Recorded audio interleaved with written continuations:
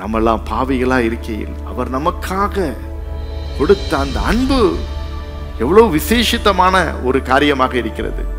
எபிரேயர் 12:14 சொல்லி இருக்கிறது, பரிசுத்தம் இல்லாமல் ஒருவனும் தேவனை தரிசிப்பது. No one can see God without holiness. உண்மைக்காக நில்லுங்கள். ஏதோ அவன் என்ன நினைப்பானே இவன் நினைப்பானே காம்ப்ரமைஸ் பண்ணி போகாத, கண்டும் காணாதது மாதிரி போகாத. உனக்கு அது உண்மையாக தெரியுமானால் அதிலே துணிந்து நில், சரியாக சொல். கிறிஸ்துவுக்கள் எனக்கு அன்பான திருச்சபை மக்களே, இயேசுவின் நாமத்தினாலே உங்களை மீண்டுமாக நான் வாழ்த்துகிறேன். மீண்டும் பரிசுத்த நாளிலே கர்த்தருடைய சமூகத்திலே ஆண்டவர் நம்மை அழைத்து வந்ததற்காக நம் ஆண்டவரை துதிப்போம், ஸ்தோத்திரிப்போம். இந்த நாளிலே நாம் சிந்திக்கும்படியாக ஆண்டவர் கொடுத்த வார்த்தை, நாம் வேத பாடமாக வாசிக்க கேட்ட அப்போஸ்தலனாகிய பரிசுத்த பவுல் பிலிப்பியருக்கு எழுதின நிருபம் 2ஆம் அதிகாரம் 5ஆம் வசனத்தை நாம் வாசிக்க கேட்போம். கிறிஸ்து இயேசுவில் இருந்த சிந்தையே உங்களிலும் இருக்க கடவது. ஹல்லேலூயா. கிறிஸ்து இயேசுவில் இருந்த சிந்தையே உங்களிலும் இருக்க கடவது. இன்றைக்கு நாம் சிந்திக்க போகிற தலைப்பு இதுதான், The mind of Christ. கிறிஸ்துவின் சிந்தை, The mind of Christ. என் அன்புக்குரிய தேவனுடைய பிள்ளைகளே, சிந்தை என்று சொல்லும்போது நம்முடைய தாட்ஸ், நம்முடைய மைண்ட்ல என்னென்ன நினைவு அலைகள் வருகின்றதோ அப்படிப்பட்ட காரியங்களை நாம் சொல்லலாம்.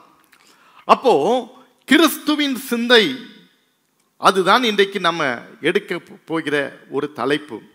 சிந்தை என்று சொல்லும்போது மனிதனுக்கு பல சிந்தனைகள் வரும், பல சிந்தனைகள். இன்னைக்கு ஃபிசிக்கலி சர்ச்சில் ப்ரெசண்டாக இருக்கலாம், ஆனால் உங்கள் மைண்டு வேற எங்கேயோ போயிட்டுருக்கோம், வேற எங்கேயோ போயிட்டுருக்கோம். வியாபாரத்தை யோசிச்சுட்டு இருக்கோம், அல்லது சமையல் என்ன பண்ணலான்னு யோசிச்சுட்டு இருக்கோம், அல்லது நாளைக்கு பையன் ஸ்கூலுக்கு போகிறது, காலேஜுக்கு போகிறது, எதையோ ஒன்று யோசிச்சுட்டு இருக்கோம், ஊருக்கு போகிறது யோசிச்சுட்டு இருப்பீங்க. ஆனால் you are here, but your mind is roaming somewhere. ஆனால் இப்படிப்பட்ட சிந்தை எல்லாருக்கும் வருவதுதான், இது இயல்பு, இதை மாற்ற முடியாது. அது ஆண்டவர் நம்முடைய படைப்பிலே நம்முடைய மைண்டில் கொடுக்கப்பட்ட காரியங்கள், சிந்தை. ஆனால் பவுல் சொல்லுகின்ற இங்கே காரியம் கிறிஸ்துவின் சிந்தை என்று இங்கே சொல்லப்பட்டிருக்கிறது. த மைண்ட் ஆஃப் கிரைஸ்ட், கிறிஸ்துவின் சிந்தை உங்களுக்குள்ளே இருக்க கடவது என்று சொல்லப்பட்டிருக்கிறது. அப்படி என்றால் இயேசு கிறிஸ்துவின் சிந்தை, அவருடைய சிந்தை எப்படிப்பட்டதாக இருந்திருக்கும் அப்படி என்று நாம் பார்க்கும்போது வேதத்தின் அடிப்படையிலே நாம் அநேக காரியங்களை நாம் யோசிக்கலாம், அநேக காரியங்களை நாம் சிந்திக்கலாம். ஆனால் இன்றைக்கு நமக்கு பிரயோஜனமான, அவசியமான, நம்முடைய அன்றாட வாழ்க்கையிலே நடைமுறையிலே செயல்படுத்தக்கூடிய ஒரு 3 காரியங்களை மட்டும் உங்கள் மத்தியிலே நான் ஹைலைட் பண்ண விரும்புகிறேன். நிறைய காரியங்களை சொல்லலாம். நீங்களே கூட இந்த தலைப்பை வைத்துக்கொண்டு வேத புத்தகத்தை படித்து ஒரு பெரிய நோட்ஸ் எடுத்தீர்கள் என்றால் அது ஒரு பெரிய செய்தியாக, நல்ல ஒரு பைபிள் ஸ்டடியாக உங்களுக்கு காணப்படும். நீங்கள் அதை கூட நீங்கள் செய்யலாம்.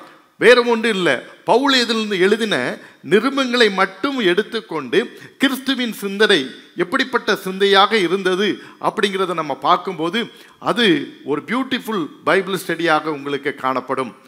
யார் யாருக்கு விருப்பம் இருக்கிறதோ நீங்கள் அதை நீங்கள் முயற்சி எடுத்துக்கொள்ளுங்கள்.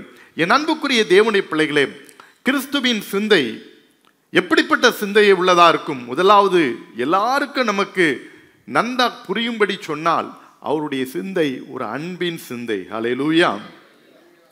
ஒரு அன்பின் சிந்தை. கிறிஸ்துவின் சிந்தை எப்படிப்பட்ட சிந்தை? அன்பின் சிந்தை.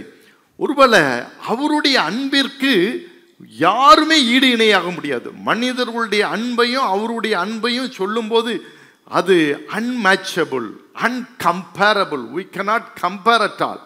அப்படிப்பட்ட ஒரு அன்பின் சிந்தை அவருடைய இருக்குது. அவருடைய சிந்தையே ஒரு அன்பாக தான் இருக்கும். அந்த அன்பின் அடிப்படையில் தான் இந்த உலகத்துக்கே வந்தார். அந்த அன்பின் அடிப்படையில் தான் அவர் ஜனங்களோடு கூட ஜனங்களாக இருந்து ஜனங்களுக்கு நன்மையை செய்தார். இப்படிப்பட்ட அன்பு இருக்கிறது. என் அன்புக்குரிய தேவனுடைய பிள்ளைகளே, 1 யோவான் 4ஆம் அதிகாரம் 8-16 பார்க்கும்போது தேவன் அன்பாகவே இருக்கிறார் என்று சொல்லப்பட்டிருக்கிறது. இதே பவுல் எபேசியர் 18:19 அவருடைய அன்பை எப்படிப்பட்டதாக இங்கே வரையறுக்கப்பட்டிருக்கிறது என்பதை நாம் கேட்போம். சகல பரிசுத்தவான்களோடும் கூட கிறிஸ்துவனுடைய அன்பின் அகலமும் நீளமும் ஆழமும் உயரமும் இன்னதென்று உணர்ந்து அறிவு கெட்டாத அந்த அன்பை அறிந்து கொள்ள வல்லவர்களாகவும். போதும். அறிவு கெட்டாத இந்த அன்பு, கிறிஸ்துவின் அன்பு, நீளம் அகலம் ஆழம் உயரம் எதுவுமே சொல்ல முடியாது. இம்மெஷரபிள், அளக்க முடியாது, அளக்க முடியாது. அதை அளக்கிறதுக்கு எதுவும் அளவுகோலே கிடையாது. there is no scale at all to measure it. அதை அளக்கிறதுக்கு அளவுகோலே இல்லை. அப்படிப்பட்ட அன்பு, நீளம் ஆழம் அகலம், அதுவும் சொல்லியிருக்கு. It is beyond our knowledge. அறிவு கெட்டாத அந்த அன்பு. ஹல்லேலூயா. கரங்களை தட்டி கர்த்தரை மகிமைப்படுத்துவோமா? நல்ல கரங்களை தட்டி கர்த்தரை மகிமைப்படுத்துங்க.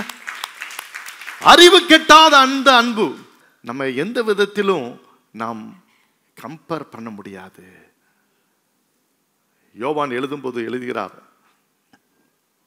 யோவான் சுவிசேஷத்தை எழுதினவர் தான் அந்த 1 யோவான் 2 யோவான் 3 யோவானையும் எழுதினார். அப்போ யோவான்ல குறிப்பிடும் போது யோவான் 3:16 இவ்வளவாய் உலகத்தில் அன்பு கூர்ந்தார்னு சொல்லப்பட்டிருக்கிறது. எவ்வளவாய், எவ்வளவாய், அவ்வளவுதான். if I stretch out my hand, this much will go, after that I can't. அந்த அளவுக்கு ஆண்டவர் என்ன செய்கிறார்? நம்மள மீது அன்பு கூறுகிறார். ஹல்லேலூயா. அதே தான் அவர் 1 யோவான்ல எழுதும்போது சொல்கிறார், தேவன் அன்பாகவே இருக்கிறார் என்று. ஹல்லேலூயா. என் அன்புக்குரிய தேவனுடைய பிள்ளைகளே, அப்படி என்றால் இந்த அன்பின் சிந்தை நமக்குள்ளே இருக்கிறதா? இருக்கிறதா? என் அன்புக்குரிய தேவனுடைய பிள்ளைகளை அதை நாம் யோசிக்க வேண்டும். ஒருவேளை சில சமயத்தில் எல்லா நேரத்திலையும் பிள்ளைகள்கிட்ட நம்ம அன்பாக இருக்கும், எல்லா 100% நீங்கள் அன்பாகவே இருந்துட்டு இருந்தீங்கன்னா சில சமயத்தில் பிள்ளைகளுடைய ஒழுக்கத்தை பாதிக்கப்படும். சில கண்டிப்பும் இருக்கும். அன்பு இருக்கிற இடத்துல தான் கண்டிப்பும் இருக்கும், அரவணைப்பும் இருக்கும். ஹல்லேலூயா.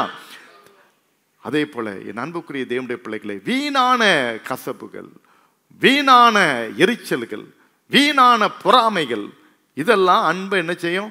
கேன்சல் பண்ணி விட்டுட்டே இருக்கிறோம். அன்பை கேன்சல் பண்ணி விட்டுட்டே இருக்கும். வீணான பொறாமைகள், வீணான எரிச்சல்கள், வீணான கசப்புகள், இப்படிப்பட்டது நமக்குள்ள வந்துச்சுன்னா அன்பை கேன்சல் பண்ணிடும். அது மனைவி மேலனாலும் சரி, அல்லது புருஷன் மேலனாலும் சரி, பிள்ளைகள் மேலனாலும் சரி, அல்லது உங்களுடைய உடன்பிறப்புகளாக இருந்தாலும் சரி, பெற்றோர்களாக இருந்தாலும் சரி, அல்லது நண்பர்களாக இருந்தாலும் சரி, எதுவாக இருந்தாலும் சரி, அன்பை கேன்சல் பண்ணிக்கிறது பொறாமை, எரிச்சல், கோபம், கசப்பு, இப்படிப்பட்ட காரியங்கள் வரும்போது அவைகளுக்கு இயேசு கிறிஸ்து இப்படிப்பட்ட குணாதிசயத்துக்களை உள்ளானார் என்று நம்ம எங்கேயா பார்ப்போமா? இயேசு அவனை பார்த்து மிகவும் பொறாமைப்பட்டார். இயேசு அவனை பார்த்து மிகவும் பொறாமைப்பட்டார் அப்படின்னு பைபிளில் சொல்லி இருக்குதா? என் அன்புக்குரிய தேவனுடைய பிள்ளைகளே, அப்படி என்றால் இந்த அன்பின் சிந்தனை நமக்குள்ள வரவிடாதபடிக்கு பிசாசு என்ன செய்யறான்? இப்படிப்பட்ட விதைகளை சில சமயத்தில் போடுவான். ஆனா அதை முளைக்கிறதுக்கு நம்ம விட்டுறக்கூடாது. ஹல்லேலூயா. விதைகள் விழதான் செய்யும், விளைகள் விழதான் செய்யும். ஆனா அது முளை தெழும்புவதற்கு நான் விட்டுறக்கூடாது. ஒரு அப்படியே வந்தாலும் அது முளையிலை கிள்ளி தூக்கி வீசப்பட வேண்டிய காரியங்களாக இருக்கிறது. ஆண்டவருடைய அன்பை நம்ம அளக்கவே முடியாது. அப்படிப்பட்ட அன்பு உடைய தெய்வமாக இருக்கிறார். அது மட்டுமல்ல, மல்கியா தீர்க்கதரிசியின் புஸ்தகம் 3ஆம் அதிகாரம் 6ஆம் வசனம் இவ்விதமாக சொல்லி இருக்கிறது. மல்கியா 3:6 நான் வாசிக்கும் போது, நான் கர்த்தர் நான் மாறாதவர் என்று அவர் சொல்லியிருக்கிறார். நான் கர்த்தர் நான் மாறாதவர், அவர் மாறாத ஆண்டவர். ஹல்லேலூயா, ஹல்லேலூயா. அதுதான் எபிரேயர் 13:8 நம்ம வாசிக்கும் போது, இயேசு கிறிஸ்து நேற்றும் இன்றும் என்றும் மாறாதவராயிருக்கிறார். யாரு? இயேசு கிறிஸ்து. யாரு? இயேசு கிறிஸ்து. இயேசு கிறிஸ்து. ஹல்லேலூயா. நேற்றும் இன்றும் என்றும் மாறாதவராய் இருக்கிறார். அவர்னு கூட சொல்லல, அவருடைய நாமத்தை சொல்லி இருக்குது. இயேசு கிறிஸ்து நேற்றும் இன்றும் என்றும் மாறாதவராய் இருக்கிறார். பிரியமான தேவனுடைய பிள்ளைகளே, நேற்றும் இன்றும் என்றும் அவர் மாறாதவர். அப்படி என்றால் மனுஷன் மாறுவான், எந்த ஒரு மனுஷனும் நீ சொல்ல முடியாது நான் மாறுகிறவனே அல்ல அப்படின்னு சொல்ல முடியாது. ஏதாவது ஒரு சந்தர்ப்ப சூழ்நிலையில் மாறிடுவாங்க. வார்த்தைகள் மாறிடுவாங்க. சிலர் ஒருவேளை தங்களுடைய அந்த நம்பிக்கையை காப்பாற்றுறதுக்காண்டி சொன்ன வாக்கை மாற்றாம அந்த வார்த்தையில் ஒருவேளை மாறாமல் இருக்கலாம். ஆனால் சில சுபாவங்களில் மாறிடலாம், சில நடத்தைகளில் மாறிடலாம், ஏதோ ஒரு காரியத்தில் விடலாம். ஆனால் அவரோ மாறாதவராய் இருக்கிறார். ஹல்லேலூயா. நீரோ மாறாதவராய் இருக்கிறீர். அதுதான் சங்கீதக்காரன் சொல்கிறான். மாறவே மாட்டார். அவர் மனம் மாறுவதற்கு மனிதனும் இல்லை, மனு புத்திரனும் அல்ல. அவர் யாரு? அவர் தெய்வம். அவர் யாரு? அவர் தெய்வம். அவர் கடவுள். ஆகவே அவர் மாற மாட்டார். ஹல்லேலூயா. அவர் மாற மாட்டார். என் அன்பு தேவனுடைய பிள்ளைகளே, நம்முடைய வாழ்க்கையில் நம்ம யோசித்து பார்க்க வேண்டிய காரியம், அவருடைய அன்பில் மாற்றமே இல்லை. இன்னைக்கு மனிதர்களுடைய அன்பு மாறிட்டே இருக்கும். ஒருத்தட்ட நீங்கள் நல்லா பேசிகிட்டே இருந்தீங்கன்னா அது இருக்கணும். ஒரு நாள் பேசாமல் போயிட்டீங்கன்னா அவ்வளோதான். அன்றைக்கி கூட ஒரு நண்பர் ஃபோனில் பேசினார். நான் என் பக்கத்தில் தான் இருந்தேன். அப்போ பேசிகிட்டு இருக்கும்போது சொன்னார், யார்கிட்டையோ பேசுகிறாரு அவர், நேற்று நீங்கள் சரியாகவே என்கிட்ட பேசலை, அதனால ரொம்ப சங்கடமாச்சுன்னு அவர் உறவுக்கார ஒருத்தட்ட பேசிகிட்டு இருக்கிறார். ஆமாம், நீங்கள் பார்க்காம போயிட்டீங்க, எனக்கு ரொம்ப சங்கடமாக போச்சு அப்படின்ட்டு அவர் ஃபோனில் என்னச்சுறாரு கேட்குறாரு. அப்போது நல்லா பேசிட்டு இருந்தால் அது ஒரு அன்பு, பேசாமல் போனால் அது ஒரு அன்பு, கொடுத்துட்டே இருந்தால் அது ஒரு அன்பு, வாங்கிட்டே இருந்தால் அது ஒரு அன்பு, கொடுக்காம இருந்தால் அது ஒரு அன்பு. இதெல்லாம் வேலைக்கு ஆகாத அன்பு. ஹல்லேலூயா. இதெல்லாம் ஒப்பேறாத அன்பு. ஹல்லேலூயா. யூஸ்லெஸ். இதெல்லாம் யூஸ்லெஸ். மாறுபட்டுட்டே இருக்கும். டைமுக்கு டைம். காலையில் ஒன்று சொல்லுவான், சாயங்காலம் ஒன்று சொல்லுவான், ஒவ்வொரு நேரத்துக்கும் ஒன்று பேசிகிட்டு இருப்பான். அந்த பேச்சை எதில் தான் எடுக்கனே தெரியாது. அவரோ மாறாதவராக இருக்கிறார். ஹல்லேலூயா. அவருடைய அன்புல மாற்றமே இல்லை. ஹல்லேலூயா. Unchanging love. ஹல்லேலூயா. அந்த அன்பிலே மாற்றமே இல்லை. பிரியமான தேவனுடைய பிள்ளைகளே,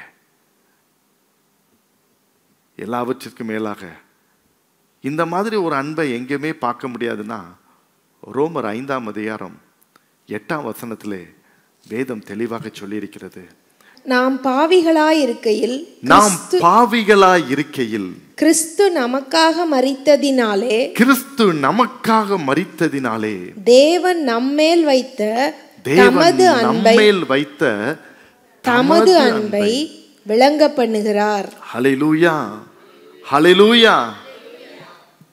நீங்கள் நீதிமான்களாக இருந்ததனால அல்ல, யோக்கியர்களாக இருந்ததாக அல்ல, அவர் உங்களை மேல அன்பு செலுத்தலை. எதனால அன்பு செலுத்திருக்கிறாரு? பாவிகளா இருக்கிறார். We were all still sinners, but he loved us. அதுதான் ஏன் முக்கியமான காரியம். நம்ம பாவியா இருந்த போதே நம்மளை நேசிச்சிருக்காரு. நல்லவனுக்காக ஒருத்தன் ஜீவனை கொடுக்கிறான் தான் ஓகே. ஒரு துரோகிக்காக எவனாவது ஜீவனை கொடுப்பானா? கொஞ்சம் யோசித்து பாருங்க. ஒரு கொடியவனுக்காக, ஒரு தீங்கு செய்கிறவனுக்காக யாராவது ஜீவனை கொடுப்பதற்கு முன் வருவார்களா? ஒருத்தனா அவனே பயங்கரமான துரோகி, ரோகு, ரவுடி, இவனுக்கு போய் செய்யணுமா? மனுஷன் அப்படிதான் சொல்லும். ஆனால் தெய்வீகம் அவனையும் நேசிக்க வைத்தது. நம்மெல்லாம் பாவிகளா இருக்கையில் அவர் நமக்காக கொடுத்த அந்த அன்பு எவ்வளவு விசேஷித்தமான ஒரு காரியமாக இருக்கிறது. அதுதான் தியாகத்தின் அன்பு, சாக்ரிஃபிஷியல் லவ்.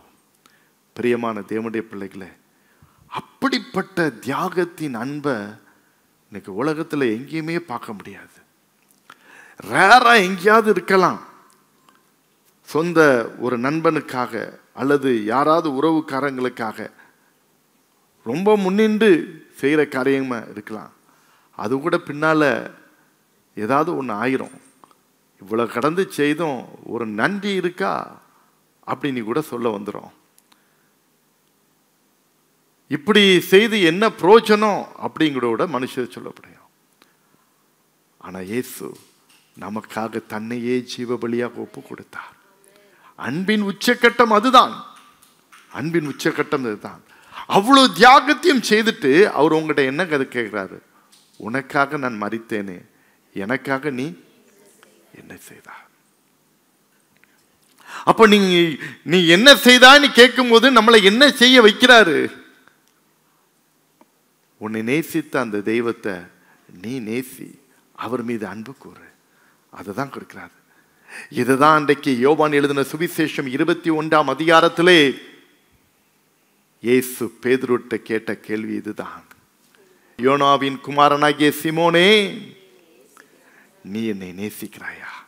இததாங்க அங்க கேட்டாரு. நான் உன்னை இவ்வளவா நேசிக்கிறனே, இவ்வளவா அன்பு கூறுறனே, நீ என்ன நேசிக்கிறியா? Do you love me? நீ என்ன நேசிக்கிறியா? தேவ பிள்ளைகளே, இன்னைக்கு நீங்க உங்க மனதில் கேட்கக்கூடிய ஒரு கேள்வி இதுதான்.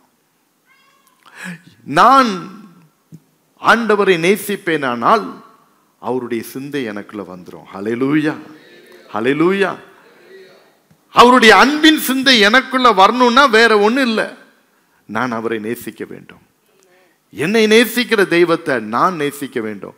அப்போ நம்ம அவரை நேசிக்கும் போது ஆட்டோமேட்டிக்கா மற்றவர்களையும் நேசிக்க ஆரம்பித்து விடுவோம். ஹல்லேலூயா, ஹல்லேலூயா. சிலுவை அடையாளம் எல்லாத்துக்கும் தெரியதான் செய்யும். நான் ஏற்கனவே சொல்லியிருக்கிறேன், சிலுவை அடையாளம் எல்லாத்துக்கும் தெரியும். வெர்டிக்கல்ல ஒரு லைனு, ஹரிசாண்டல்ல ஒரு லைன், அதுதான் சிலுவை. சரிண்ணா? மேலிருந்து கீழே, அப்புறம் இடது பக்கத்திலிருந்து வலது பக்கம், அல்லது வலது பக்கத்திலிருந்து இடது பக்கம்னு வச்சுருங்களா? சரி, இந்த சிலுவை எதை நமக்கு உணர்த்துகிறது? பல அர்த்தங்களை நம்ம சொல்லலாம், ஆனால் இதுவும் ஒரு அர்த்தம்தான்.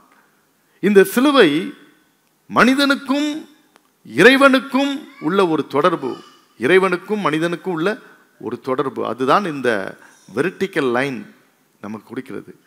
அப்போ நாம் இறைவனை நேசிக்கிறவர்களாக, இறைவன் நம்மை நேசிக்கிறவராக காணப்படணும். இந்த லைன் என்ன செய்யணும்? கிளியரா இருக்கணும். ஹல்லேலூயா. அதே போல இந்த ஹரிசாண்டல் லைன் எதை உணர்த்துகிறது? உனக்கு அக்கம் பக்கத்தில் இருக்கிற, அங்கும் இங்கு இருக்கிற உன்னுடைய சக மனிதர்களோடு கூட நீ அன்புள்ளவனாய் இருக்க வேண்டும். ஹல்லேலூயா. இதுதான் அந்த சிலுவை நமக்கு போதிக்கின்றது, சிலுவை நமக்கு எடுத்து காட்டுகிறது. இன்னைக்கு அதை புரியாம நம்ம அந்த சிலுவையை போட்டுக்கிடுறோம், எல்லாம் பண்ணிக்கிடுறோம், கழுத்தில் போட்டுக்கிடுறோம், நெத்தியில் போட்டுக்கிடுறோம். Okay, fine. ஆனால் அந்த அர்த்தத்தோடு பண்ணுவோம். எனக்கும் அவருக்கும் உள்ள உறவு சரியா இருக்குதா? என்னை நேசிக்கிற தெய்வத்தை நான் நேசிக்கிறேனா?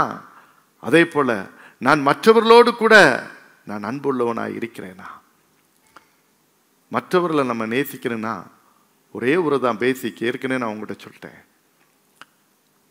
அவரை நம்ம நேசிக்க நேசிக்க கண்டிப்பா அந்த கிறிஸ்துவின் அன்பின் சிந்தனை நமக்குள்ள வரும். அதே போல மற்றவர்களையும் நாம் நேசிக்க ஆரம்பிப்போம். ஹல்லேலூயா, ஹல்லேலூயா. நம்மளுக்குள்ள இருக்கிற அந்த பொறாமை வெளியே போயிடும், அந்த எரிச்சல் வெளியே போயிடும், அந்த கசப்பு வெளியே போயிடும், போட்டி மனப்பான்மைகள் வெளியே போயிடும். அவருடைய அன்பின் சிந்தனை நமக்குள்ள என்ன செய்யும்? அது உருவாகி கொண்டே இருக்கும், அது வளர்ந்து கொண்டே இருக்கும், அது பெருகே இருக்கும். பாவியாக இருக்கையிலே அன்பில் பாரில் என்னை தேடி வந்தாரே, நீசன் என்றென்னை தள்ளாமலே நேசனாக மாற்றிடவே. இயேசுவின் மகா அன்பிதே, அதற்கு ஆழம் அறியலாகுமோ? இதற்கு இணை ஏதும் வேறில்லை. எங்கேயாவது இருக்கான்னு கண்டுபிடிச்சு வேணா பாருங்க. இதற்கு இணை ஏதும் வேறில்லை. என் அன்பு தேவனுடைய பிள்ளைகளே, மைண்ட் ஆஃப் கிரைஸ்ட், கிறிஸ்துவின் சிந்தை, அது அன்பின் சிந்தை. அந்த சிந்தை உங்களுக்குள்ளே வர வேண்டும் என்று ஆண்டவர் இந்த காலை வேளையிலே எதிர்பார்க்கிறார். ஹல்லேலூயா. பாவியாக இருக்கையிலே அன்பாய் பாரில் உன்னை தேடி வந்தாரே, ஈசன் என்று உன்னை தள்ளாமலே நேசனாக மாற்றிடவே. எல்லாரும் சேர்ந்து, பாவியாக இருக்கையிலே அன்பாய் பாரில் உன்னை தேடி வந்தாரே, ஈசன் என்று உன்னை தள்ளாமலே நேசனாக மாற்றிடவே. இயேசுவின் மகா அன்பிதே, அதன் ஆழம் அறியலாகுமோ? இதற்கிணை ஏதும் வேறில்லையே, இதற்கின ஏதும் வேறில்லையே, இதற்கின ஏதும் வேறில்லையே, இன ஏதும் வேறில்லையே. மாறிடா மாறிடாயம்மா நேசரே, மாறாதவர் அன்பன் நாளுமே, கல்வாரி சிலுவை மீதிலே காணுரேயும் அன்பிலே. மாறிடாயம்மா நேசரே, மாறாதவர் அன்பன் நாளுமே, கல்வாரி சிலுவை மீதிலே காணுரேயும் அன்பிலே. அந்த மா அன்பு கல்வாரி சிலுவையில தான். ஹல்லேலூயா. அந்த அன்பை நினைச்சுதான் நம்ம என்ன செய்யணும், அவர்கிட்ட சரண்டர் ஆகணும். ஹல்லேலூயா. இவ்வளவு மோசமான எனக்காகவே ஆண்டவரே நீர் மடித்தீர், எனக்காக நீ ரத்தத்தை சிந்தினீரே, அப்போ உங்க அன்பு எவ்வளவு பெரிய அன்பு, அதற்கு என்னையே நான் தத்தம் செய்கிறேன் என்கின்ற அந்த சரண்டர் நமக்குள்ள வந்துடணும். சரண்டர் வந்துடணும். அன்னைக்கு பவுலுக்கு அதுதான் சவுலா இருக்கும்போது வந்து, ஆண்டவரே நான் என்ன செய்ய சித்தமா இருக்கிறீர், சரண்டர் ஆயிட்டான். அவனுக்கு மேல பெரிய ஆட்கள் யாரும் இங்க இருக்கிற மாதிரி எனக்கு தெரியல. என் அன்புக்குரிய தேவனுடைய பிள்ளைகளே, நம்மையே ஆண்டவருக்கென்று என்ன செய்யணும், நாம் அர்ப்பணிக்க வேண்டும். கிறிஸ்துவின் சிந்தை, அன்பின் சிந்தை. இரண்டாவதாக வேதம் என்ன சொல்லுகிறது பாருங்கள். 1 பேதுருவின் புஸ்தகம் 1ஆம் அதிகாரம் 15-16 வசனத்தை வாசிக்கும் போது வேதம் அருமையாக மற்றொரு சிந்தையை குறித்து சொல்லப்பட்டிருக்கிறது. உங்களை அழைத்தவர் பரிசுத்தராய் இருக்கிறது போல நீங்களும் உங்கள் நடக்கைகள் எல்லாவற்றிலேயும் பரிசுத்தராயிருங்கள். நான் பரிசுத்தர், ஆகையால் நீங்களும் பரிசுத்தராயிருங்கள் என்று எழுதியிருக்கிறதே. அவருடைய சிந்தை பரிசுத்த சிந்தை. பரிசுத்தர், பரிசுத்தர். அவருடைய சிந்தை பரிசுத்த சிந்தை. ஏனென்றால் அவர் பரிசுத்த ஆவியினாலே கர்ப்பம் தரித்தார். கரங்களை தட்டி கர்த்தரை மகிமைப்படுத்துங்க. உன்னதமானவருடைய பலன் உன்மீது இறங்கும். லூக்கா 1ஆம் அதிகாரத்திலே வாசிக்கும் போது அதுதான் சொல்லப்பட்டிருக்கிறது. பரிசுத்த ஆவியினாலே கர்ப்பம் தரித்தார், பரிசுத்த ஆவி அவர் மீது நிழலிட்டதை நாம் பார்க்கிறோம். மரியாள் பரிசுத்த ஆவியினாலே கர்ப்பம் தரித்ததுதான் ஆண்டவராகிய இயேசு. அப்போ அவருடைய சிந்தை முற்றிலும் பரிசுத்தமான ஒரு சிந்தை. அவர் சொல்ல, நான் பரிசுத்தராய் இருக்கிறது போல நீங்களும் பரிசுத்தராயிருங்க. எனக்குள்ள பரிசுத்தத்தின் சிந்தை இருக்கிறது போல உங்க சிந்தையும் பரிசுத்தத்தின் சிந்தையா இருக்கட்டும். ஹல்லேலூயா. சும்மா உட்கார்ந்துட்டு இருக்கேன் அப்படிம்பாங்க சிலர். என்னப்பா செய்யிட்டு இருக்கா? சும்மா உட்கார்ந்துட்டு இருக்கேன். எங்க போறீங்க? சும்மா போயிட்டு இருக்கேன். எங்க போறீங்க? சும்மா போயிட்டு இருக்கேன். இப்படி ஒரு வழக்கம் இருக்குது பத்திலா. ஆமா, எதுக்கு உட்கார்ந்துட்டு இருக்கா? சும்மா உட்கார்ந்துட்டு இருக்கேன். எதுக்கு போயிட்டு இருக்கா? சும்மா போயிட்டு இருக்கேன். சிலர் சொல்லுவாங்க, கேட்டிருப்பீங்க நீங்களும், ஒருவேளை அப்படி கூட இருந்திருக்கலாம் சில சமயத்தில். அந்த சும்மா சும்மான்னு சொல்லுகிறத பார்த்தனா அதுதான் பிசாசுக்கு சரியான ஒரு ஆயுதம். ஹல்லேலூயா. நீங்க சும்மா போறேன் சும்மா உட்கார்றேங்கிறது அவனுக்கு ரொம்ப பிடிக்கும். ஹல்லேலூயா. அப்பதான் உங்ககிட்ட எல்லா சிந்தையும் கொண்டு போடுவான். ஹல்லேலூயா. ஆமா, அந்த ஐடல் மைண்ட் டபுள்ஸ் ஒர்க்ஷாப், அந்த மாதிரி உள்ள காரியம்தான் இருக்குது. பிசாசு பல சிந்தனைகளை, தீய சிந்தனைகளை, கெட்ட சிந்தனைகளை, தேவையில்லாத சிந்தனைகளை உங்க மனதில் போட்டுட்டே இருப்பான். ஆனா ஆண்டவர் சொல்றாரு, பரிசுத்த சிந்தை, நான் பரிசுத்த நீனும் பரிசுத்த. ஏனென்றால் அவர் நம்மை அழைத்திருக்கிறதே அதற்கு தான் அழைத்திருக்கிறார். தெசலோனிக்கேயருக்கு எழுதின நிருபத்தில் 1 தெசலோனிக்கேயர் 4ஆம் அதிகாரத்தில் 7ஆம் வசனத்தில் ஆண்டவர் தெளிவாக சொல்றாரு, எதற்காக நாம் அழைக்கப்பட்டு இருக்கிறோம், நம்முடைய அழைப்பு எப்படிப்பட்டது. தேவன் நம்மை அசுத்தத்திற்கல்ல பரிசுத்தத்திற்கே அழைத்திருக்கிறார். அவர் நம்மை பரிசுத்தத்திற்கு அழைத்திருக்கிறார். உங்களை அசுத்தத்திற்கு இல்ல, உங்களுடைய தீய சிந்தனைக்கு இல்ல, பாவ சிந்தனைக்கு இல்ல, தேவையில்லாத சிந்தனைக்கு உங்களை அழைக்கல. அவர் அழைச்சிருக்கிறதே பரிசுத்தத்துக்கு தான் அழைச்சிருக்கிறாரு. தேவ பிள்ளையே, கொஞ்சம் யோசித்து பார்க்கணும். அப்பனா மாம்ச சிந்தை, இச்சையான சிந்தை, அசுத்த சிந்தை, தீய சிந்தை, மற்றவங்களை கெடுக்கணும்னு சிந்தை, மற்றவங்களை வஞ்சிக்கணும்னு சிந்தை, அவனை கவுத்தணும்னு சிந்தை, இவனை எப்படி முறியடிக்கலாம், போகலாம் வரலான்ட்டு தேவையில்லாத சிந்தனைலாம் வருதெல்லாம். ஒரு நிமிஷம், லிசன் டு மீ, 1 minute.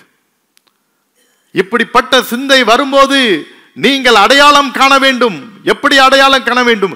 இது இயேசுவின் சிந்தை இல்ல, இது பிசாசின் சிந்தை. ஹல்லேலூயா. இதை நீங்கள் அடையாளம் கண்டு கொள்ள வேண்டும்.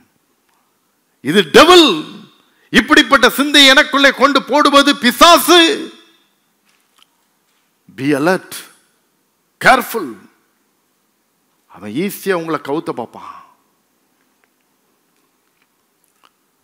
அந்த இடத்துல இருந்து நீங்க போனா உடனே பரிசுத்தட்ட இருக்கணும். நல்லா தெரிஞ்ச பாடல்களை பாட ஆரம்பிங்க, தெரிஞ்ச வசனத்தை சொல்லுங்க. கொஞ்ச நேரம் உங்க மைண்ட் மாறும். Thank you Jesus. இல்ல இது ரொம்ப இன்பமா இருக்குது, இன்பமா இருக்குன்னா அப்படியே போயிட்டே இருப்பீங்க. அந்த சிந்தை கடைசியில் படுபாதாளத்துக்குள்ளே உன்னை தள்ளிவிடும். நீ பேய் அறைந்தவனை போல உன் மனசை ஒன்று நொந்து நூலாயி கடைசியில் உன்னை பாதாளத்துக்கே கொண்டு போய் சேர்றோம். பரிசுத்த சிந்தை, அதுக்கு தான் ஆண்டவர் நம்ம அழைத்திருக்கிறார். பிரியமான தேவனுடைய பிள்ளைகளே, எபிரேயர் 12:14 சொல்லி இருக்கிறது, பரிசுத்தம் இல்லாமல் ஒருவனும் தேவனை தரிசிப்பது. No one can see God without holiness. பரிசுத்தம் இல்லாமல் ஒருவனும் தேவனை தரிசிப்பதில்லை.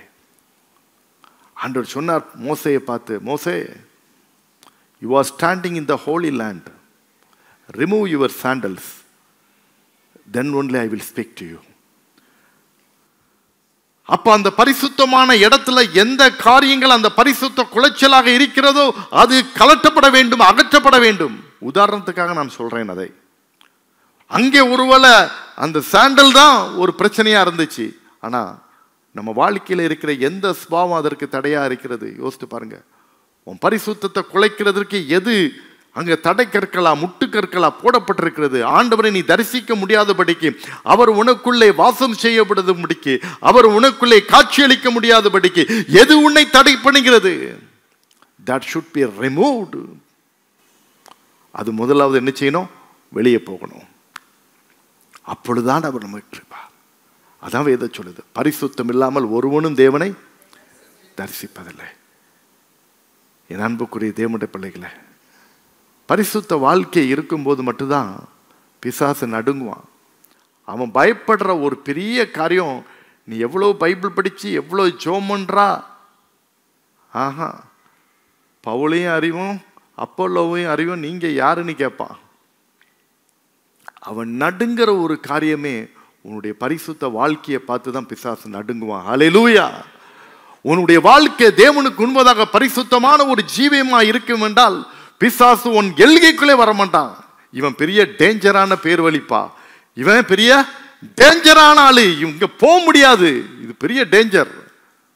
அவன் நம்மளை பார்த்து சொல்லணும், இவன் பெரிய டேஞ்சரான ஆளியா. ஆமா, டேஞ்சர்.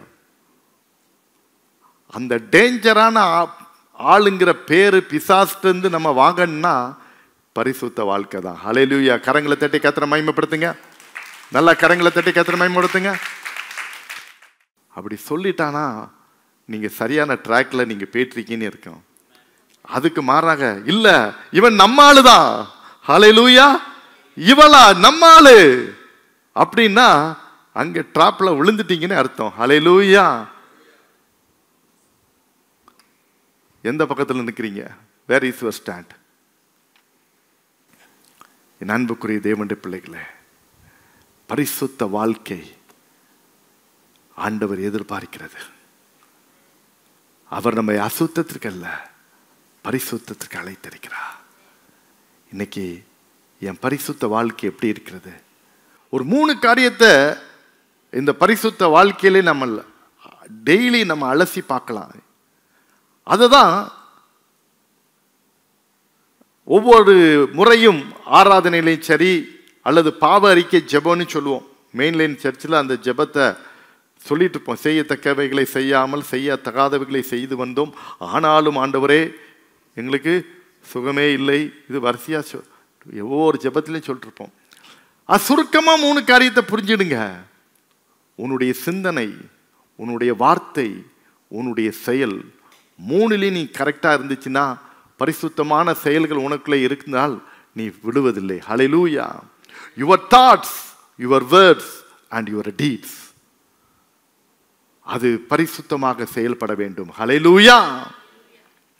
இன்னைக்கு நீங்க யோசித்து பார்க்குறீங்களா, எங்க அசுத்தத்திற்கு நீங்க இடம் கொடுக்குறீங்க? எங்க அசுத்தத்திற்கு இடம் கொடுக்குறீங்க? எந்த இதில் இருக்கிறீங்க? உங்க சிந்தனையிலையா, உங்க வார்த்தையிலையா? சிலருக்கு வாயை திறந்தாலே போதும், அது என்ன வார்த்தைகளே தெரியாது. சில அங்கெங்கெல்லாம் கேட்கும்போது அவ்வளோ இருக்கும். கேட்குற நமக்கே அப்படி இருக்குன்னா அவங்க பேசுகிற அவங்க வாய் எப்படி இருக்கும்னு எனக்கு புரியல. அதை எதையாவது ஊற்றி தான் கழுவணும். அப்படி பேசுவாங்க சில வார்த்தைகள்லாம், வல்கரபிள் வேர்ட்ஸ். நம்முடைய சிந்தனை, நம்முடைய வார்த்தை, நம்முடைய செயல், இதை நாம் ஒவ்வொரு முறையும் நாம் புரிதலோடு கூட நம்ம செய்யும் போது நாம் பரிசுத்த வாழ்க்கையிலே பயணம் செய்து கொண்டே இருக்கிறோம். ஹல்லேலூயா. அது ஒரு சந்தோஷமும் மகிழ்ச்சியும் கொடுக்கின்ற ஒரு லைஃபாக உங்களுக்கு மாறிடும். ஆண்டோடைய சிந்தனை, அன்பின் சிந்தை, அடுத்தது அந்த பரிசுத்தத்தின் சிந்தை, அதுவும் சேர்ந்து உங்களுக்கு ஆட் ஆகும்போது உங்கள் வாழ்க்கை பிரகாசிக்க ஆரம்பிக்கும். ஹல்லேலூயா. எதிரி உங்களை பார்த்து பயப்பட ஆரம்பித்து விடுவான். ஹல்லேலூயா, ஹல்லேலூயா. இவன் டேஞ்சர் என்று உங்களை பார்த்து என்ன செய்வான்? உங்களுக்கு நல்ல ஒரு பட்டத்தை கொடுத்துருவான், டேஞ்சரான ஆளு. ஹல்லேலூயா. பாரும் தந்தையே இந்த உள்ளத்தை, யாரும் காணா உள்ள அலங்கோலத்தை மனம் நொந்து மருளுகின்றேன், பரிசுத்தம் கெஞ்சுகின்றேன். துணை வேண்டும் தகப்பனே, இந்த உலகிலே என்னை எதிர்க்கும் சக்திகள் பல உண்டு, என் ஜீவன் எல்லை எங்கிலும் பரிசுத்தம் என எழுதும். என்ன அருமையான பாடல்கள் பக்தன் எழுதியிருக்கிறார் பாருங்க. அந்த பரிசுத்தத்திற்காக இருக்கிறது. இன்னைக்கு என் ஜீவ எல்லை எங்கிலும் பரிசுத்தம் என எழுதும்னு எவ்வளவு தரிசனத்தோடு அந்த பாடல் வரிகள் எழுதப்பட்டிருக்குது. இன்னைக்கு அதை நம்ம வாழ்க்கையில அதை கடைபிடிக்கணும். எங்கேயாவது பரிசுத்த குலைச்சல் ஆயிடக்கூடாது என்பதற்கு தான். ஒரு பரிசுத்த குலைச்சல் ஆனதுனால தான் எரிகோவை வீழ்த்தின இஸ்ரவேல் ஜனங்களால ஏன் ஆயி பட்டணத்தை பிடிக்க முடியவில்லை? அங்கே ஒரு பரிசுத்த குலைச்சல் விழுந்து விட்டது. அதுதான் அங்க பிரச்சனை. உங்க வாழ்க்கையில ஏதோ ஒரு பிரச்சனைகளை, போராட்டத்தை நீங்க சந்திக்கிறீங்கன்னா, check yourself, correct yourself. உங்களை சரிப்படுத்துங்க, உங்களை ஆராயுங்க. அப்பதான் நீங்க வெற்றியை பெற முடியும். ஹல்லேலூயா. பாரும் தந்தையே எந்தன் உள்ளத்தை, யாரும் காணா உள்ள அலங்கோலத்தை. பாரும் தந்தையே எந்தன் உள்ளத்தை, யாரும் காணா உள்ள அலங்கோலத்தை. மனம் நொந்து மருளுகின்றேன், பரிசுத்தம் கெஞ்சுகின்றேன். மனம் நொந்து மருளுகின்றேன், பரிசுத்தம் கெஞ்சுகின்றேன். பரிசுத்தர் கூட்டம் நடுவில் துளி தேடும் சுத்த ஜோதியே, அரூபியே யோவேளையில் அடியார் நெஞ்சம் பாரிரோ. அரூபியே யோவேளையில் அடியார் நெஞ்சம் பாரிரோ. துணை வேண்டும் தகப்பனே, துணை வேண்டும் தகப்பனே. உலகிலே என்னை எதிர்க்கும் சக்திகள் பல உண்டே. துணை வேண்டும் தகப்பனே. உலகிலே என்னை எதிர்க்கும் சக்திகள் பல உண்டே. என் ஜீவன் எல்லை எங்கிலும் பரிசுத்தம் என எழுதும். என் ஜீவன் எல்லை எங்கிலும் பரிசுத்தம் என எழுதும். துணை வேண்டும் தகப்பனே உலகிலே என்னை எதிர்க்கும் சக்திகள் எல்லாரும் சேர்ந்து பாடுவோம், உற்சாகத்தோடு பாடுவோம். ஆமாண்டவரே, என்னை எதிர்க்கும் சக்திகள் பல உண்டு, என் ஜீவன் எல்லை எங்கிலும் ஆமென் பரிசுத்தம் என்று எழுதும், என் ஜீவன் எல்லை எங்கிலும் பரிசுத்தம் என எழுதும். பரிசுத்தர் கூட்டம் நடுவில் ஜொலி தேடும் சுத்த ஜோதியே, ஆரூபியே யுவேளையில் ஆடியா நெஞ்சம் மாறிரோ. ஆரூபியே யுவேளையில் ஆடியா நெஞ்சம் மாறிரோ. என் ஜீவன் எல்லை எங்கிலும் பரிசுத்தம் என எழுதும். எத்தனை பேர் இன்னைக்கு இப்படிப்பட்ட ஒரு தீர்மானத்தை எடுக்கன்னு நினைக்கிறீங்க? என் வாழ்க்கை பரிசுத்தமான ஒரு வாழ்க்கையாக இருக்கட்டும். ஒவ்வொரு காரியத்திலும் நான் ஆண்டவரை துக்கப்படுத்துகிறவனாக இல்ல, அவரை சந்தோஷப்படுத்துகிறவனாக நான் இருப்பேன். அப்படிப்பட்ட தீர்மானத்தை தான் ஆண்டவர் அங்கீகரிக்கிறார். கிறிஸ்துவின் சிந்தை உங்களில் இருக்க கிடவது. அவருடைய சிந்தை அன்பின் சிந்தை, பரிசுத்தத்தின் சிந்தை. மூன்றாவதாக எபிரேயருக்கு எழுதின நிருபம் 10ஆம் அதிகாரம் 23ஆம் வசனம் சொல்லியிருக்கிறது, வாக்குத்தத்தம் பண்ணினவர் உண்மை உள்ளவராய் இருக்கிறாரே. வாக்குத்தத்தம் பண்ணினவர் உண்மை உள்ளவராய். Yes, one who promised is faithful. உண்மை உள்ளவராய் இருக்கிறார். he is truthful. யோவான் எழுதின சுவிசேஷம் 14ஆம் அதிகாரம் 6ஆம் வசனத்தை நாம் வாசிக்க கேட்போம். யோவான் 14:6. அதற்கு இயேசு, நானே வழியும் சத்தியமும் ஜீவனுமாயிருக்கிறேன், என்னாலே அல்லாமல் ஒருவனும் பிதாவினிடத்தில் வரான். I am the way, I am the truth, I am the life. நானே சத்தியம் என்று சொல்லியிருக்கிறார். இயேசு பொய் சொன்னார் என்று வேதத்தில் எங்கேயாவது அடையாளம் போட்டிருக்கிறதா? இயேசுவோ பேசாமல் இருந்தார் என்று தான் சொல்லப்பட்டிருக்கிறது. வாய்மையின் சிந்தை, உண்மையின் சிந்தை. என் அன்பு தேவனுடைய பிள்ளைகளே, உண்மை உள்ளவர்களாக இருங்கள். Be truthful and faithful. நாட்கள் ரொம்ப குறுகிய நாட்கள், காலங்கள் ரொம்ப குறுகிய காலங்கள். எப்படியும் வாழ்ந்துட்டு போலான்னு போலாம். ஆனால் ஆண்டவர் நமக்கு சொல்லியிருக்கிறாரு, இப்படி வாழ்ந்தா உனக்கு நல்லதுன்ட்டு. உண்மையை நம்ம பேசுகிறவர்களாக காணப்படுவோம், வாய்மையை விட்டு கொடுக்காதவர்களாக காணப்படும். அதற்காக சில சமயத்தில் சில விலைக்கிரயங்களை கூட செலுத்த வேண்டியிருக்கும்.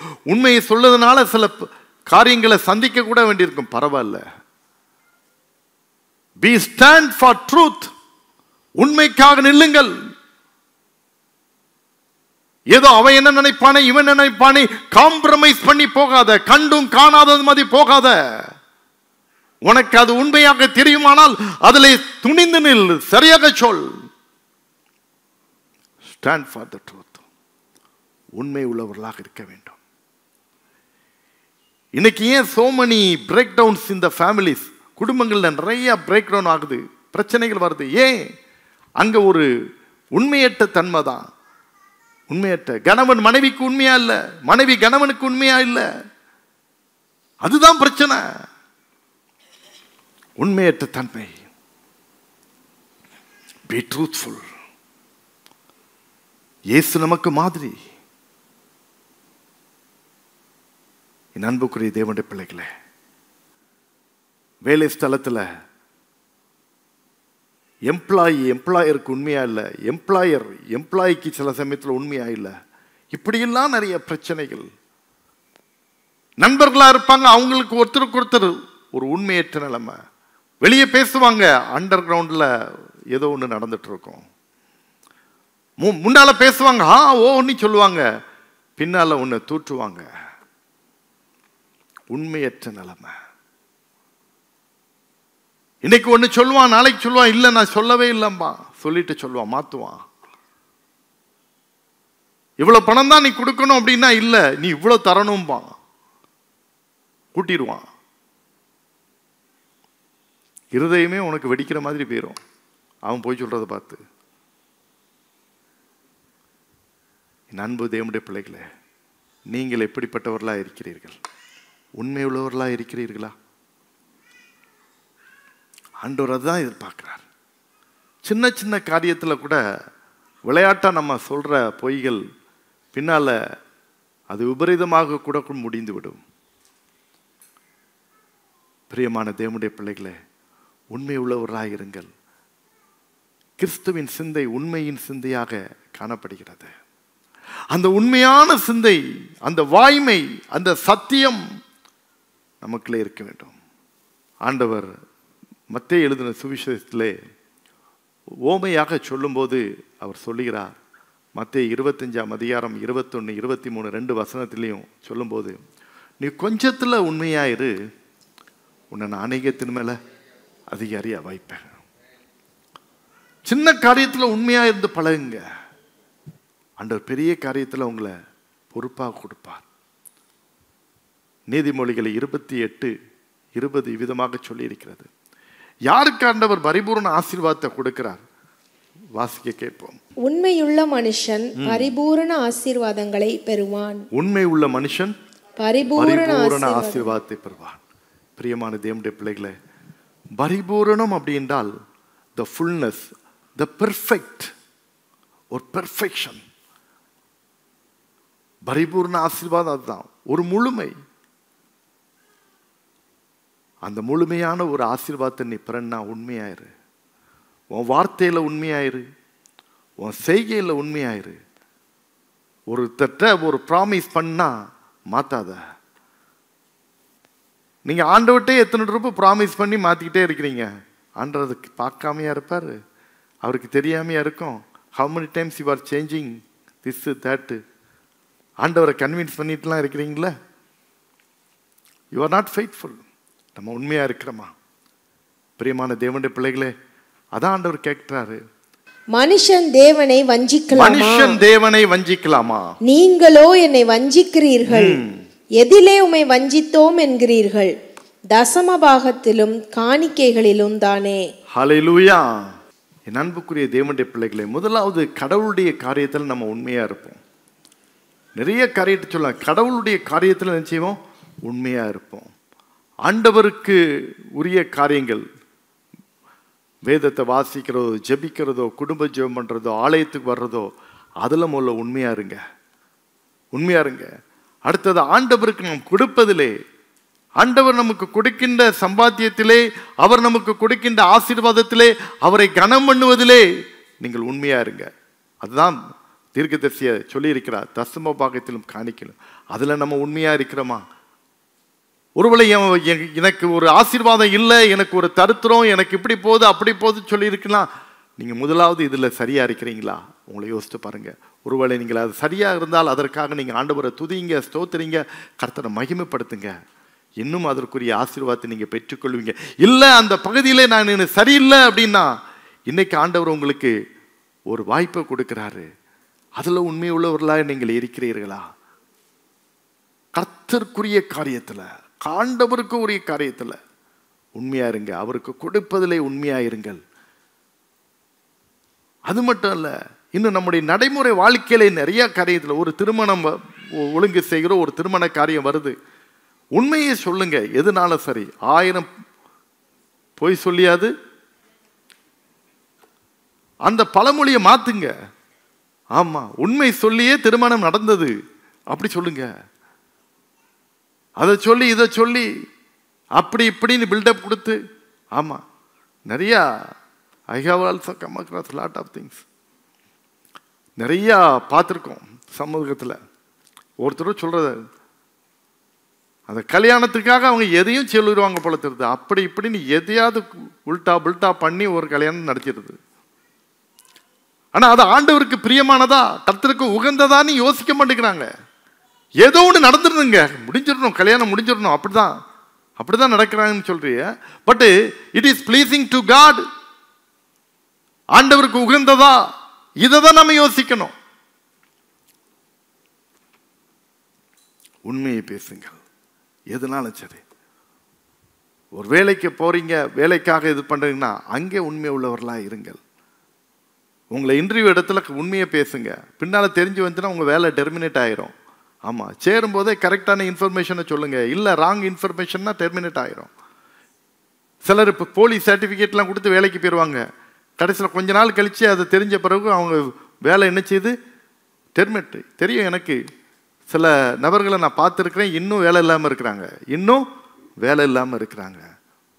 போலீஸ் சர்டிஃபிகேட்டை கொடுத்து வேலை வாங்கி எவ்வளோ நாளைக்கு அது இருக்க முடியும்? Still they are not having any job at all. வேலை இல்லாமல் இருக்கிறாங்க.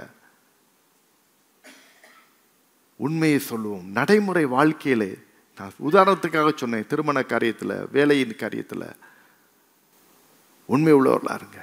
படிப்பின் காரியங்கள், ஒவ்வொரு காரியத்திலையும் நாம் உண்மை உள்ளவர்களாக இருக்க வேண்டும்.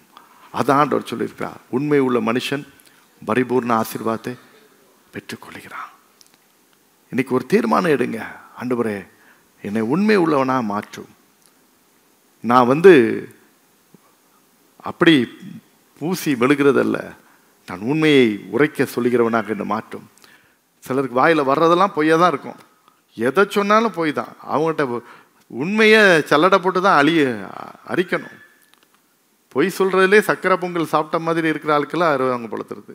அந்த மாதிரி உண்மையை சல்லடை போட்டு தான் சலிக்கணும். அப்படிலாம் சிலர் இருக்கிறாங்க. என் அன்பு தேவனுடைய பிள்ளைகளே, இன்றைக்கு கர்த்தர் உங்கள் மேலே அன்பு கூர்ந்ததுனால இன்னைக்கு சொல்கிறாரு, என் சிந்தை என் பிள்ளைகளுக்குள்ளே வரட்டும்ங்கிறாரு. ஹல்லேலூயா. என்னுடைய சிந்தை என் பிள்ளைகளுக்குள்ளே வரட்டும். அதுதான் ஆண்டவர் சொல்றார். என்னுடைய சிந்தை என் பிள்ளைகளுக்குள்ளே வரட்டும். இன்னைக்கு அவருடைய சிந்தை நமக்குள்ள வர்றதுக்கு நம்ம விட்டு கொடுப்போமா? ஆண்டவரே, உங்க அன்பின் சிந்தையை குறித்து நீங்க சொன்னீங்க, அந்த அன்பு எனக்குள்ள வரட்டும். உங்களை நேசிக்க நேசிக்க அந்த அன்பு எனக்குள்ள வந்துடும். ஹல்லேலூயா. அதே போல உங்களுடைய பரிசுத்தத்தின் சிந்தை எனக்குள்ள வரட்டும் சாமி. பிசாசு கொண்டு வருகிறது தீய சிந்தை, அசுத்தத்தின் சிந்தை. ஆனா கர்த்தர் உனக்கு கொடுப்பது பரிசுத்தத்தின் சிந்தை. ஹல்லேலூயா, ஹல்லேலூயா. ஆண்டவர் அந்த பரிசுத்தத்தின் சிந்தையை கொடுப்பாரு. தானியேலுக்குள்ள வந்துச்சு, சாப்பிடு, நல்ல ராஜா சாப்பாடையா, அடிச்சு வெளுத்து வாங்கு அப்படின்ட்டு. அது பிசாசு கொண்டு வந்தான். அவன் சொன்னான், அது எனக்கு தீட்டு. ஹல்லேலூயா. அதை தின்னு மரமண்டாயிரும், பிரெயின் எனக்கு வேலை செய்யாம போயிடும். ஹல்லேலூயா. போதை ஏறி பிரெயின் வேலை செய்யாம போயிடும். அதனால சாம்பாரே போதும் அப்படின்ட்டு சாம்பாரை சாப்பிட்டதுனால தான் மூளை வேலை செய்து 10 மடங்கு சமர்த்தரா காணப்பட்டிருக்காங்க. கரங்களை தட்டி கர்த்தரை மகிமைப்படுத்துங்க. ஹல்லேலூயா. ஆமா, நடைமுறையில நம்ம பார்க்கிறோம், வெஜிடேரியன்ஸ் ஆர் வெரி பவர்ஃபுல் தேன் நான் வெஜிடேரியன்ஸ். சில சமயத்தில் பார்த்தீங்கன்னா காம்படிஷன் வரும்போது நடைமுறையில பார்க்குறீங்களே. ஆமா ஆமா ஆமா ஆமா. ஏன் அப்படிதான்? அது எப்படி? அது அப்படிதான். பைபிள்ல நமக்கு ரெக்கார்டு இருக்குது, தானியேல் இருக்குது, ரெக்கார்டு இருக்குது, தானியேல் இருக்குது. என் அன்புக்குரிய தேவனுடைய பிள்ளைகளே, அதுக்காக அசைவம் சாப்பிடக்கூடாதுன்னு அப்படி சொல்லலை. அது உங்க விருப்பம். யாருக்கு என்ன வேணுமோ சாப்பிடுங்க.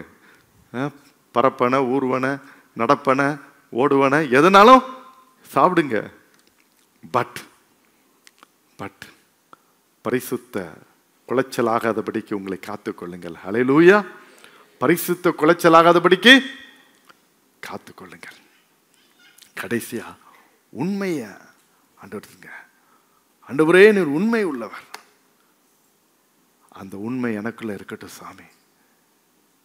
என் வாயின் வார்த்தை இனி ஒரு பொய்ங்கிறதே வரக்கூடாது. அவ்வளோதான். இவரா அவர் உண்மைதையா சொல்லுவார், பொய் சொல்ல மாட்டார். இவரா வாயில் வர்றதெல்லாம் பொய், இப்படி வரக்கூடாது. உங்களை பற்றி ஒரு நல்ல சாட்சி இருக்கட்டும், உங்களை பற்றி ஒரு நல்ல எடுத்துக்காட்டு இருக்கட்டும். ஒரு காரியத்தை நீங்கள் யோசித்து கூட சொல்லலாம், டைம் கேட்டு கூட சொல்லலாம். ஆனால் சொல்லிட்டு மாற்றிட்டே இருக்காதுங்க. என் அன்பு தேவனுடைய பிள்ளைகளே, tell the fact, tell the truth. உலகத்தை மூடியால் மூட முடியாது. பறந்தது எங்கேயோ ஒரு இடத்துல தெரிஞ்சிடும். நீங்கள் எதையாவது ஒன்றை கவர் பண்ணிட்டு நினைப்பீங்க, அடுத்த பக்கம் அது என்ன தெரியும், எக்ஸ்போஸ் ஆகிட்டே இருக்கும். அடுத்த பக்கம் எக்ஸ்போஸ் ஆகிட்டே இருக்கும். You are covering somewhere, but another direction it is exposing தெரிஞ்சிட்டு இருக்கோம். அதனால் எதையும் மூடி மறைக்க முடியாது. என் அன்பு தேவனுடைய பிள்ளைகளே, உண்மை உள்ளவர்களாக இருப்போம். அப்பொழுதுதான் ஆண்டவருடைய சிந்தை நமக்குள்ளாக இருக்கும். கிறிஸ்து இயேசுவில் இருந்த சிந்தையே உங்களிலும் இருக்க கிடவது. அதுதான் பவுல் திட்டமும் தெளிவுமாக உரைக்க சொல்கிறார். பிலிப்பு சபைக்கு எழுதும்போது, இயேசுவின் சிந்தை உங்களுக்குள்ளே இருக்கட்டும். அந்த இயேசுவின் சிந்தை உங்களுக்குள்ளே இருக்கும் போது நீங்கள் தவறுவதில்லை, விழுவதில்லை. இன்னைக்கு இந்த 3 காரியத்தை யோசித்து பாருங்க. இது it's a basic and fundamental. இந்த 3லயும் நீங்க சரியா இருந்தா நீங்க பாவம் செய்ய முடியுமா? யோசித்து பாருங்க. இந்த 3 சிந்தனை உங்களுக்குள்ள அப்படியே ஓடிட்டு இருக்குன்னா, will you fall in sin? சொல்லுங்க சத்தமா. டெஸ்ட் பண்ணி பாருங்க. ஆண்டவருடைய கரத்தில் ஒப்பு கொடுங்க. ஆண்டவரே, உம்முடைய சிந்தை உடையவனாக என்னை மாற்றுன்னு கேட்பீங்களா? எல்லாரும் எழுந்து நிற்போம். Thank you Jesus. உம்முடைய சிந்தை எனக்குள்ள தாருமாப்பா. அன்பு இல்லாதவர்களா இருந்தா அன்பை தாரன்னு கேளுங்க. பரிசுத்தம் இல்லாம இருந்தானா பரிசுத்தத்தை தாங்க. வாக்கு தத்தம் செய்த கர்த்தரே, வாக்கு மாறா உண்மை நாதனே, ஆமென். ஜீவனுள்ள தேவனே வாரம். ஹல்லேலூயா. அவர் வாக்கு தத்தம் செய்தவர், வாக்கு மாறாத உண்மை நாதனையா. அவருடைய வாக்கை நம்பி நீ வந்திருக்கிறா. அதே போல ஆண்டவருடைய வாக்கை நம்பி வரும்போது ஜனங்கள் உன்னை பார்த்து உன்னுடைய வார்த்தைகள் அது நம்பத்தகுந்த வார்த்தைகளாக இருக்கும் அப்படின்னு ஜனங்கள் நினைக்கணும். எல்லாரும் இந்த நேரத்தில் உங்களுடைய சிந்தனையை இயேசுவின் மேல வைங்க. ஆண்டவரே, பரிசுத்தத்தின் சிந்தனை, அன்பின் சிந்தனை, உண்மையான சிந்தனை எனக்குள்ள தாரும் அப்பா.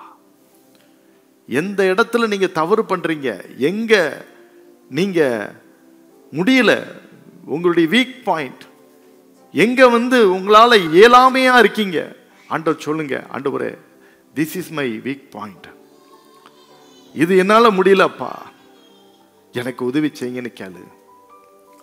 அவர் உதவி செய்வார். எல்லாரும் ஜெபிக்கிறோம். Thank you Jesus. உண்மையா அர்ப்பணிப்போடு ஆண்டவரே உம்முடைய சிந்தை எனக்குள்ள தாங்க நீ கேட்குறீங்களோ, அவங்க மேல ஆண்டவர் இப்பொழுது ஒரு விசேஷித்த கிருபையை வைக்கிறார். உங்களுக்கு உதவி செய்ய அவர் காத்திருக்கிறார். வாக்கு தத்தம் செய்த கர்த்தரே, வாக்கு மாறா உண்மை நாதரே, வாக்கு தத்தம் செய்த கர்த்தரே, வாக்கு மாறா உண்மை நாதரே, வாக்கை நம்பி வந்து நிற்கிறோம், வல்ல ஆவி மாறி ஊற்றிடும், வாக்கை நம்பி வந்து நிற்கிறோம், வல்ல ஆவி மாறி ஊற்றுவே. தேவனே நீர் பெரியவர், தேவனே நீர் பரிசுத்தர், தேவனே நீர் நல்லவர், தேவனே நீர் வல்லவர், வாக்கை நம்பி வந்து நிற்கிறோம், வல்ல ஆவி மாறி ஊற்றுவே. ஐயா, வாக்கை நம்பி வந்து நிற்கிறோம், வல்ல ஆவி மாறி ஊற்றுவே. ஜீவனுள்ள தேவனே வாரும். எல்லாரும் சேர்ந்து பாடுவோமா? ஜீவனுள்ள தேவனே என்னை நடத்தும் ஆண்டவரே. ஹல்லேலூயா. ஒவ்வொருவரும் கேட்போம், ஒவ்வொருவரும் கேட்போம். ஜீவன் பெற என்னை நடத்தும் ஐயா, ஜீவ தண்ணீர் ஊறும் ஊற்றிலே, ஜீவன் பெற என்னை நடத்தும். தேவனே நீர் பெரியவர், தேவனே நீர் பரிசுத்தர், தேவனே நீர் நல்லவர், தேவனே நீர் வல்லவர். ஜீவ தண்ணீர் ஒரு மூச்சிலே ஜீவன் பெற என்னை நடத்தும். ஐயா ஜீவ தண்ணீர் ஒரு மூச்சிலே ஜீவன் பெற என்னை நடத்தும். எத்தனை பேர் உங்கள் ஜெபத்தை உண்மையா ஆண்டவர்ட்ட நீங்க ஜெபிக்கிறீங்க? ஆண்டவரே உங்க சிந்தை எனக்கு தாங்க அப்பா, உங்க சிந்தை எனக்குள்ள தாங்க சுவாமி. உம்முடைய அன்பின் சிந்தைய, பரிசுத்தத்தின் சிந்தைய, உண்மையின் சிந்தைய எனக்குள்ள வைங்க. கேப்பீங்களா? அன்புள்ள இயேசு சுவாமி, இந்த பிரார்த்தனையில யாரெல்லாம் உண்மையாய் ஜெபிக்கிறார்களோ ஆண்டவரே எனக்கு உதவி செய்யும், எனக்கு இறங்கும், உம்முடைய சிந்தையுடையவனாய் வாழ வேண்டும் என்று விரும்புகிறேன் அப்பா. உம்முடைய சிந்தையை தாரு சாமி. பவுல் நிருபத்தில் எழுதும்போது, கொரிந்தியர்ல எழுதும்போது எழுதுகிறார், நாங்கள் கிறிஸ்துவின் சிந்தை உடையவர்களாய் இருக்கிறோம். அவர் எழுதுறாரு, கிறிஸ்துவின் சிந்தை உங்களிடத்தில் இருக்கட்டும். தேவ பிள்ளையே, இந்த சிந்தையை நீ தரித்துக் கொள்வாயா அப்பா? உண்மையா கேட்கிற பிள்ளைகள், உண்மையா உம்முடைய சிந்தை எனக்கு தாருன்னு கேட்கிறவங்க மேல உங்க சிந்தையை நீங்க வைங்க, உங்க சிந்தையை நீங்க வைங்க அப்பா, வைங்க. இன்னைக்கு உதவி செய்யுங்க. உங்களுடைய பிள்ளைகள் இடராதபடி, தவறாதபடி, விழாதபடி நீ பாதுகாத்துக் கொள்ளும். இந்த பிரார்த்தனை என்னோடு இணைந்திருக்கிற ஒவ்வொருவரையும் நீர் ஆசீர்வதியும் அப்பா. ஆஃப்லைன்ல இருந்தாலும் சரி, ஆன்லைன்ல இருந்தாலும் சரி, யூடியூப்ல எங்க பார்த்தாலும் சரி, கர்த்தாவே உம்முடைய பிள்ளைகள் ஆசீர்வதிக்கப்படட்டும். பலவீனத்தோடு வியாதியோடு கூட யாராவது இருப்பார்களானால் உம்முடைய வல்லமையுள்ள கரம் அவர்களை தொடட்டும், சுகமாக்கட்டும். மற்றும் ஒவ்வொருடைய தேவைகளை சந்தித்தரலும். நினைப்பதற்கு எண்ணுவதற்கு மேலான காரியத்தை உம்முடைய பிள்ளைகளுடைய வாழ்க்கையில நீ செய்வீராக அப்பா. உம்முடைய நாமத்தை மகிமைப்படுத்தும். எல்லா துதி கன மகிமை புகழ் எல்லாம் உமக்கே செலுத்துகிறோம், நீர் ஏற்றுக்கொள்ளும். இயேசுவின் நாமத்தில் வேண்டிக் கொள்கிறோம் பிதாவே, ஆமென்.